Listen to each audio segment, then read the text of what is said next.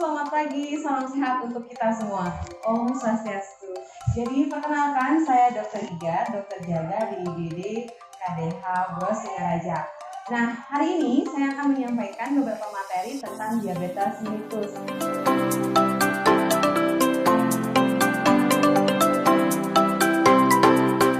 Jadi, buat teman-teman yang ingin tahu apa sih sebenarnya diabetes mellitus, dari cara pencegahan, diagnosa, sampai terapinya, tetap stay tune di video ini ya, jangan kemana-mana.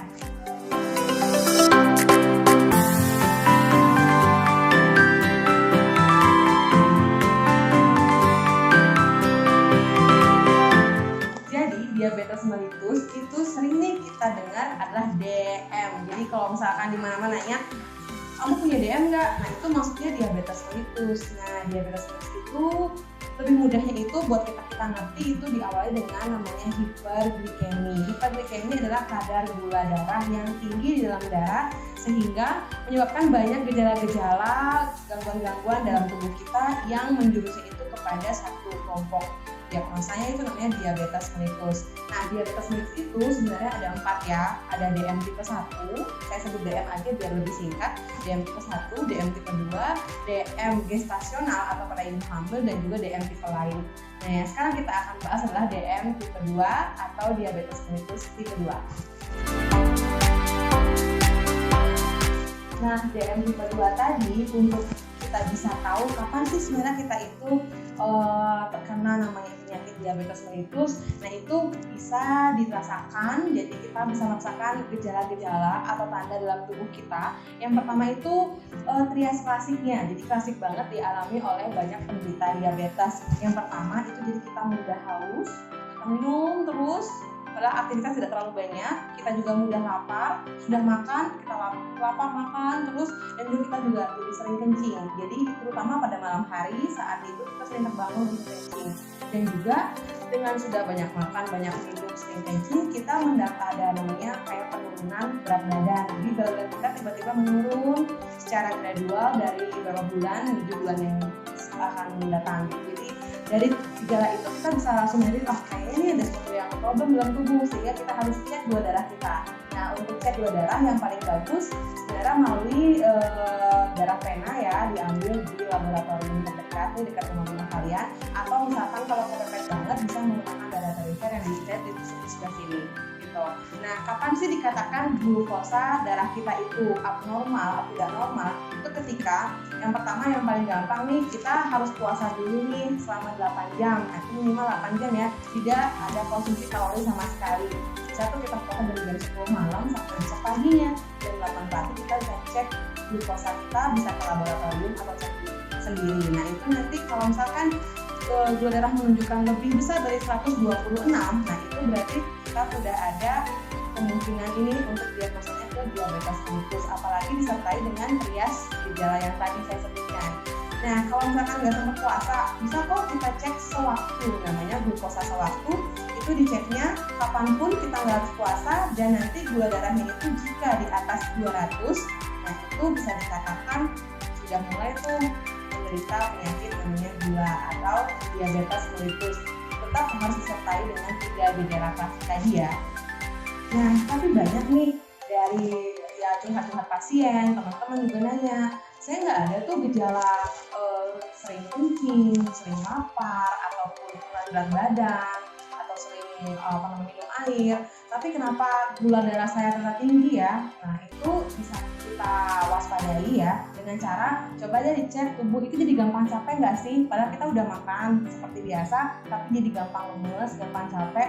Terus biasanya nih untuk laki-laki jadi mengalami susah ejakulasi atau susah namanya kita disfungsi ereksi, jadi tidak lagi seperti biasa normalnya. Dan juga pada perempuan itu bisa ditandai dengan gatal-gatal pada area vital gitu. Jadi kalau misalkan sudah ada gejala itu, apalagi ada trias tadi dengan peningkatan gula darah, nah itu kita harus segera datang ke fasilitas kesehatan terdekat untuk kontrol, untuk konsultasi, dan untuk mendapatkan terapi yang sesuai. Nah, tadi sudah tahu kan gimana caranya kita mendeteksi apakah kita itu atau orang sekitar dekat yang kita punya itu ada gejala-gejala diabetes atau tidak. Nah, Nah, sekarang setelah kita tahu nih apa diabetes, nah gimana nih cara mencegahnya? Nah, itu yang paling penting ya. Jadi kita ini harus tahu cara pencegahannya dulu. Jadi jangan cara ngobatinnya. Kalau ngobatin memang kita udah telat tuh, udah sakit. Nah, sekarang kita harus tahu gimana cara mencegahnya. Nah, pencegahan itu sebenarnya ada 3. Yang kita bahas sekarang adalah pencegahan primernya. Jadi sebelum kita sakit, kita udah harus cegah nih. Nah, faktor-faktor resiko untuk orang yang bisa kena gula atau diabetes mellitus atau DM tipe 2 itu ada 2 sebenarnya. Faktor resiko yang tidak bisa dimodifikasi, jadi sudah bawaan. Apa yang kedua, faktor resiko yang bisa dimodifikasi. Nah, nanti di faktor resiko yang bisa dimodifikasi ini yang bisa kita manipulasi lah, kita bisa improve sehingga kita tidak jadi kena diabetes mellitus. Nah, untuk faktor yang tidak bisa dimodifikasi itu seperti ada usia. Nah, usia itu jadi kalau misalkan usia kita udah lebih dari 30 atau mau 45 tahun itu kita udah harus waspada ya. Maksudnya kita bisa atur pola makan kita atur juga apa yang kita konsumsi, kalori, gula, defisit gula kayak gitu. Terus selain umur kita juga tidak bisa merubah namanya ras. Ya, yang kedua itu ras. Jadi kalau misalkan ras kita itu yang lebih kayak Caucasian atau lebih ke Asia itu mungkin ada faktor yang lebih mudah untuk terkena namanya diabetes mellitus. Terus kita juga nggak bisa namanya ubah keturunan. Nah, keturunan ini paling penting. Kenapa?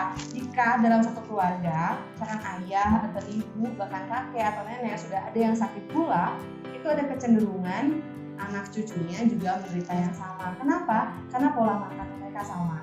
Dan yang kedua, karena memang dari sisi genetik juga ada kemiripan sehingga sangat mungkin untuk sakit diabetes. Jadi teman-teman di rumah nih yang lagi nonton, coba dicek ayah ibu, kakek nenek, atau mungkin sampai buyut itu ada yang kena gula nggak, sepupu mungkin atau keponakan.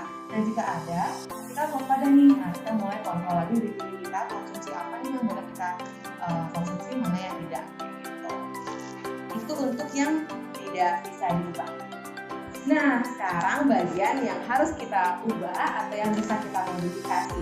Nah, yang pertama itu adalah IMT atau indeks massa tubuh kalian ya. Jadi kalian itu tidak, kalau bisa dikontrol IMT-nya tidak lebih dari 23. Jadi nanti adalah hitung rumus-rumus penghitungannya. Nah, kalau mau lebih gampang lagi langsung kontrol aja ke dokter. Nanti dokter akan menjelaskan secara rinci berapa sih IMT kalian, BMI kalian, berat badan, bahkan sampai lemak kalian dalam tubuh berapa, sehingga kalian harus mengurangi itu. Nah, intinya adalah konsumsi makanan yang bagus, dan yang kedua aktivitas fisik.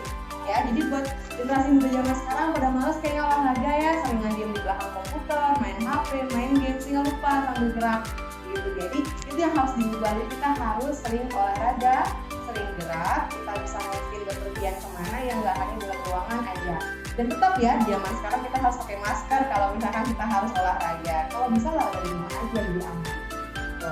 Yang ketiga, kita harus kontrol kolesterol ya. Atau bisa kita cek kalau misalkan teman-teman semua ini rutin ke laboratorium untuk periksa kesehatan, kalian bisa cek profil lipidnya. Nah, di sana namanya HDL. Nah, HDL kalian kalau misalkan di bawah 35, nah itu jadi faktor resiko tuh. Jadi harus tinggi lagi. Nah, caranya gimana tuh untuk meningkatkan HDL? Kalian bisa konsumsi namanya lemak-lemak nabati gitu ya. Jadi yang bukan lemak jenuh ya. Jadi kalian bisa konsumsi kacang-kacangan atau tempe gitu. Jadi untuk meningkatkan HDL kalian. Terus juga kalian itu harus satu tadi aktivitas sugar, lemak, terus juga nanti misalkan kalian itu paling tidak harus sering namanya olahraga itu tidak hanya olahraganya yang fisik ya, jadi olahraga juga olahraga rohani seperti misalkan yoga, itu bagus banget untuk meningkatkan kualitas hidup kalian dan juga bisa merubah faktor resiko. Oke, itu sih untuk yang bisa dimodifikasi. Oh iya, ada yang kelewat. Ternyata yang paling penting nih sebenarnya jadi tensi. Jadi tensi kalian itu jangan sampai lebih dari 130 ya. Jadi untuk anak muda sekarang normalnya tensinya 120 per 80, 20 per 70. Jadi kalau misalkan tensi kalian sudah mau tinggi atau prehipertensi seperti 130 ke atas, nah kalian udah mulai waspada. Itu merupakan hal-hal yang bisa memicu nanti untuk sakit gula atau diabetes mellitus. Jadi tensi kalian harus dikontrol dengan cara apa? Diet rendah garam. Jadi jangan terlalu banyak makan asin-asin, terus juga micin-micin, terus juga terutama kalian untuk menjaga tensi yang baik adalah kuncinya pertama adalah olahraga. Jadi semua itu sebenarnya breakthrough activity, gitu ya. Nah, tadi sudah sama-sama kita simak untuk pencegahan primernya. Nah, sekarang kita bahas untuk pencegahan sekunder. Apa sih pencegahan sekunder itu? Untuk teman-teman kita atau orang tua atau kerabat-kerabat kita yang memang sudah menyandang penyakit namanya diabetes mellitus agar tidak sampai ke komplikasinya. Jadi kita bisa bilang kita kontrol penyakitnya biar tidak sampai menyebabkan namanya komplikasi yang menurunkan kualitas hidupnya. Jadi untuk rekan-rekan yang sudah menderita diabetes, untuk pencegahan sekundernya tentu yang pertama atur pola makan, defisit kalori, rendah gula, rendah garam, terus rutin cek kontrol ke fasilitas kesehatan pertama untuk cek tensi, cek gulanya, juga cek kolesterol gitu. Terus juga bisa dengan aktivitas fisik, jadi aktivitas fisik harus seperti lakoni ya, jadi olahraga, yoga, mungkin renang, atau jalan-jalan santai, jogging pagi, itu harus tetap dilakukan untuk mengontrol gula gitu. Yang paling penting nih, biasanya banyak banget penderita gula yang lupa, jadi karena mungkin sudah asik aktivitas, jadi nggak mau minum obat. Nah itu jadi jangan sampai gitu ya. Jadi kalau misalkan memang menurut petunjuk dokter harus minum obat, tetap konsumsi obatnya dan tetap lakukan aktivitas fisik. Dan yang paling penting, kalian misalkan sudah menyandang diabetes harus pakai sendal atau sepatu kemana-mana. Kenapa sih? Karena komplikasi menahun itu adalah kita kehilangan rasa. Jadi kayak misalkan kaki mudah kesemutan, mati rasa, sehingga ketika kita menginjak barang tajam, kita nggak rasa itu ada luka, sehingga nanti lukanya bisa borok, sehingga menyebabkan namanya kaki diabetik atau diabetik foot. Nah itu bahaya karena nanti resikonya itu bisa sampai amputasi. Jadi biar tidak seperti itu, harus lindungi kaki kalian dengan sepatu yang proper. Jadi kalau berjalan-jalan nggak pakai sepatu olahraga, harus menggunakan sepatu olahraga dilengkapi dengan kaos kaki. Nah juga nanti misalkan kalau dalam beraktivitas fisik pekerjaan sehari-hari, hati-hati jangan sampai kegores pisau, jangan sampai melukai diri sendiri, karena untuk pasien atau penderita diabetes itu penyembuhan lukanya lebih lambat dibanding teman-teman yang tidak menyandang diabetes. Itulah salah satu beberapa cara untuk kita namanya mencegah terjadinya komplikasi atau perburukan dari teman-teman yang sudah menyandang diabetes. Itu ya. Baik, nah yang terakhir nih adalah pencegahan tersier. Nah sebenarnya harapan saya sebagai dokter, saya nggak ingin teman-teman semua sampai ke tahap ini, karena saya inginnya teman-teman dari awal sudah melakukan pencegahan primer sehingga tidak sampai sakit. Nah kalau misalkan sudah sakit, jangan sampai kita mengalami komplikasinya. Nah tapi misalkan sudah terlanjur lambat sehingga kita sudah sampai tahap komplikasi, nah inilah yang harus kita lakukan, yaitu pencegahan tersier, di mana agar tidak sampai terjadi kesakitan atau kematian karena diabetes mellitus. Jadi banyak komplikasi-komplikasinya seperti komplikasi ke ginjal, komplikasi ke lambung, bahkan ke jantung, juga ke otak. Nah itu dicegah dengan cara hampir mirip dengan pencegahan yang sekunder, tapi kita lebih rutin melakukannya dan juga lebih ketat kontrolingnya kepada dokternya. Jadi nanti dokter mungkin akan memberikan banyak terapi, banyak kontrol, bahkan mungkin beberapa aktivitas fisik yang memang harus dilakukan.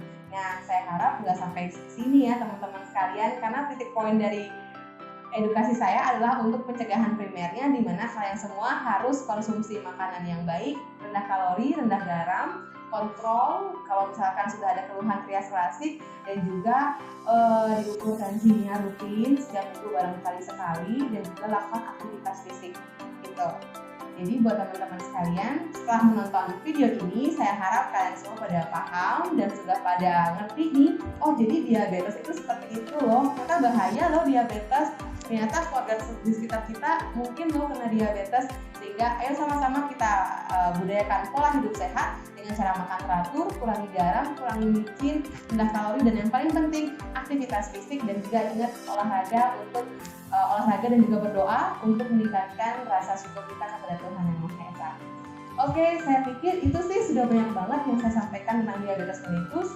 Saya harap semuanya pada paham, tapi jika ada pertanyaan jangan sungkan, jangan ragu, boleh nanti pada komen di bawah atau bisa DM juga nanti di rumah sakit kami di RSUPD Hapros, atau paling pas, nanti bisa cari saya di IGD atau langsung ke poliklinik umum gitu ya. Jadi nanti kita bisa ngobrol, bisa konsultasi, dan itu semua dilayani oleh Rumah Sakit KDH Plus. Baik, sekian dari saya. Terima kasih teman-teman sudah sama-sama menyaksikan. Saya harap kita semua selalu sehat, apalagi di era pandemi seperti ini. Jaga kesehatan kalian, juga jaga kesehatan keluarga kalian, selalu bahagia, dan sampai jumpa lagi. Bye-bye.